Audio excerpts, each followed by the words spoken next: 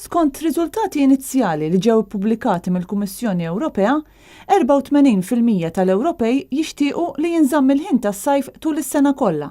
Dan ħareġ minn stħarriġ li għamlet il-Kummissjoni fuq kampjun ta' 4.6 miljun parteċipant minn 28 pajjiż membru. Dan kien l-akbar numru ta' parteċipanti kemm ilha tagħmel stħarriġ il-Kummissjoni. Skont 76% tal-parteċipanti, il-qlieb tal-ħin hija esperjenza negattiva. Il-President tal-Kummissjoni Jean-Claude Juncker qal li miljuni ta' ċittadini jixtiequ li l-qlieb tal-ħin jieqaf u l-nies iridu hekk dan għandu jseħħ. Kumitat parlamentari fil-Finlandja is-sena li għaddiet talbet lill-Gvern biex ipoġġi pressjoni fuq l-Unjoni Ewropea biex titwaqqaf is-sistema tal-qlieb tal-ħin. Madankollu l-Finlandja jixtiequ li l-ħin jinżamm dejjem dak tax-xitwa. Riżoluzzjoni tal-Parlament Ewropew tajt li hija kruċjali li tinżamm konsistenza madwar il-pajjiżi tal-Unjoni Ewropea.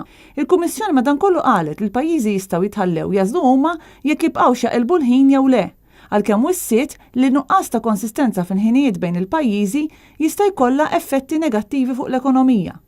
Biex tgħaddi din il-liġi jrid ikun hemm l-approvazzjoni ta' 28 gvern tal-pajjiżi u l-MPs.